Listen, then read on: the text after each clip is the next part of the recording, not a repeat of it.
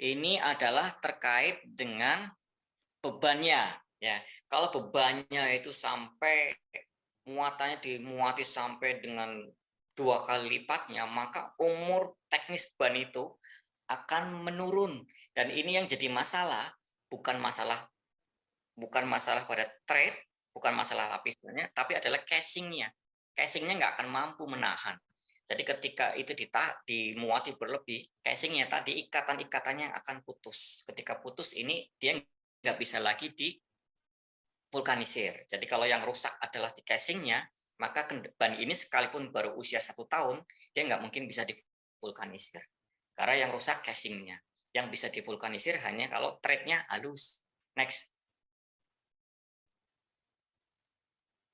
Nah, ini adalah kecepatan. Ini kaitannya bukan dengan casing tapi dengan thread lagi. Jadi kalau kecepatannya semakin tinggi kecepatannya, maka umur teknisnya makin cepat berkurang. Jadi kalau ada mobil truk bis nih terutama yang larinya banter-banter, maka ban ini akan cepat aus. Jadi ini bisa diperbaiki adalah di sini. Permukaannya bisa diganti kalau dia masih sering ngebut. Karena ini nggak berpengaruh terhadap casing. Next. Kemudian ini terkait dengan masalah tekanan angin ya. Jadi kalau tekanan anginnya sering kurang, maka dia akan cepat.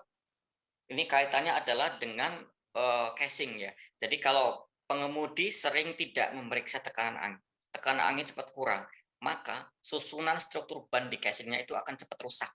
Ingat Pak, kalau ban strukturnya casingnya cepat rusak, dia nggak mungkin bisa dilakukan vulkanisir. Jadi yang tadi bisa dilakukan vulkanisir hanya thread-nya aja. Next. Dan ini terkait dengan temperatur udara luar. Ini kaitannya bukan dengan casing tapi dengan thread, dengan lapisan. Jadi kalau kendaraan beroperasinya di daerah yang panas, ya gurun, temperaturnya tinggi, maka dia casingnya cepat halus dan harus cepat sering diganti.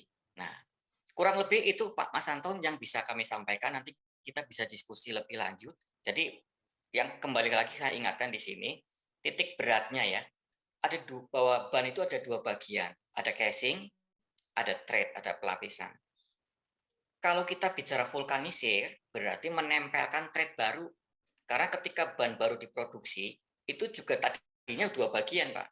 Jadi ada casing ditempeli pakai thread, kemudian dijual, dioperasikan ketika thread-nya menurun, diganti lagi, ditambah lagi. Itulah namanya vulkanisir. Nah, kapan bisa divulkanisir? Kalau casingnya masih bagus. Kalau ikatan-ikatan strukturnya masih bagus. Nah, itu bisa divulkanisir. Selama casingnya masih bagus, sekalipun usianya 10 tahun, ya masih bisa, nggak apa-apa. Jadi kalau saya ditanya, berapa kali vulkanisir dibenarkan dalam sebuah ban? Ya saya nggak tahu, tergantung orang penggunaannya. Kita periksa dulu casingnya, masih mungkin nggak divulkanisir. Jangan sampai yang rusak adalah casingnya. Selama casingnya masih bagus, setiap sekalipun usianya 20 tahun, ya masih bisa divulkanisir. Tapi sekalipun usia setahun, casingnya udah rusak, ya nggak bisa divulkanisir. Itu aja. Nah ini Bapak Ibu, kalau terkait aquaplaning hati-hati, KNKT seringkali menyampaikan pada saat menemukan genangan air di atas aspal, ya hati-hati. Pesan kami yang kami tempel di jalan tol dan sebagainya itu jangan sampai kecepatannya lebih dari 70 km per jam. Karena apa? Pada saat kecepatan kita 70 km per jam, maka sebenarnya telapak ban itu kayak gantung, nggak nempel ke aspal, dia lebih dibalut oleh air. Nah, pada saat kondisi seperti itu, roda kehilangan traksi pada aspal. Pesan saya, kalau Bapak Ibu mobilnya terkena aquaplaning, satu, jangan direm. Karena ketika direm, ini pasti akan spin. Jadi biarin aja kalau dia lagi ini, udah biarin aja. Bapak jangan ngerem, jangan ngegas, biarin aja. Sampai jalan lepas dari aquaplaning baru direm. Bagaimana rasanya lepas dari aquaplaning? Nanti kerasa di setir bahwa udah ada nempel di aspal. Kalau terkena aquaplaning kayak ngambang kendaraannya. Rasanya ngambang. Nanti jadi kalau Bapak Ibu udah lepas dari itu akan kerasa kayak ada mulai napak di aspal lagi lah, itu baru bisa direm. Tapi selama masih ngambang jangan. Karena ketika dia direm maka akan berputar-putar kendaraannya, banyak keluar dari pelek dan itu akan fatal. Bapak Ibu bisa mengalami body roll. dan itu akan fatal. Ban pesawat itu harus terdaftar. Pada saat daftar, dia dites dulu kompetensinya, SOP-nya, alatnya, ya. Kemudian nanti juga dilakukan audit atau surveillance secara berkala. Dipastikan mereka melakukan prosesnya dengan baik dan benar. Nah, di Indonesia vulkanisir ban yang untuk jalan, saya bicara untuk jalan ya, ini belum sampai ke sana. Contoh mulai dari perizinan. Pada saat mendirikan perizinan vulkanisir, kita belum punya standar nih, mengacu. Siapa sih orang yang kompeten melaksanakan vulkanisir ban, alatnya seperti apa, prosesnya siapa yang harus, itu yang saya maksud Mas Anton. Jadi sebenarnya caranya memvulkanisir ban pesawat dengan di jalan dia sama persis. Cuma bedanya di sana dijamin orangnya benar, prosesnya benar, alatnya benar, di jalan nggak ada yang menghandle. Makanya kemarin saya minta Kementerian Perindustrian agar melaksanakan kewajiban ini.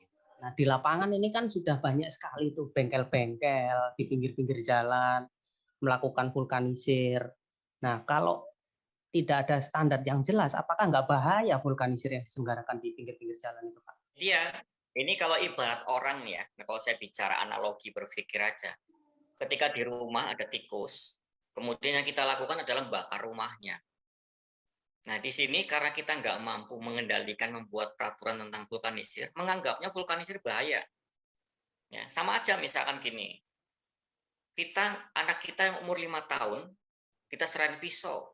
Ketika dia kena pisau, kemudian kita di peraturan orang Indonesia yang mengatakan nggak boleh ada pisau di Indonesia, apa nggak keteteran kita nanti? Karena sebenarnya kita salah memberikan pisau pada anak umur 5 tahun. Sama dengan vulkanisir. Kita salah memberikan kewenangan atau hak untuk melakukan vulkanisir pada orang yang salah. Sehingga kemudian Kementerian Perhubungan mengeluarkan regulasi vulkanisir dilarang.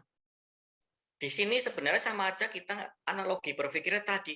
Ketika kita memberikan pisau kepada anak umur 5 tahun dan dia terpotong jarinya, kemudian kita membuat regulasi nggak boleh ada pisau di Indonesia, itu kan salah kaprah. Seharusnya kita membuat aturan jangan sampai anak kecil megang pisau gitu aja. Kayak di sini vulkanisir. Vulkanisirnya jangan dilarang. Vulkanisir itu teknologi baru dan teknologi bagus dan berlaku di dunia internasional. Jangan dilarang. Tapi kita kendalikan siapa yang boleh memvulkanisir itu aja. Kalau sekarang kan dilarang kan justru Iya, Pak. iya kan dilarang nggak boleh, bisa harus nggak boleh pakai vulkanisir. Seolah-olah vulkanisir itu teknologi jahat. Bukan, itu teknologi bagus. Kita aja yang keliru menafsirkan. Ya. Atau pesawat yang nempel di aspal langsung menanggung bebannya. Kalau kita apple to apple nih, antara pesawat dengan kendaraan, dia nggak ada bandingannya, baik dari berat maupun kecepatannya. Artinya sebenarnya vulkanisir mau di depan belakang ya sama aja. Tadi loh dari awal saya ngomong, ban baru sekalipun itu sebenarnya ditempelin juga, Mas Anton. Iya. Casing dulu, begitu casing udah jadi ditempelin namanya thread. Thread itulah pelapis itulah vulkanisir. Ditempel, cep, direkat. Nah, pada saat vulkanisir baru, ya sama persis prosesnya dengan publik pada saat pertama kali beli. Jadi nggak masalah depan belakang mau apa, yang penting cara vulkanisirnya yang benar. Gitu. Saya nggak bilang mau depan belakang, cuma saya ngatakan vulkanisir mau depan belakang samping kiri kanan nggak ada masalah. Yang penting cara memvulkanisirnya benar, itu aja.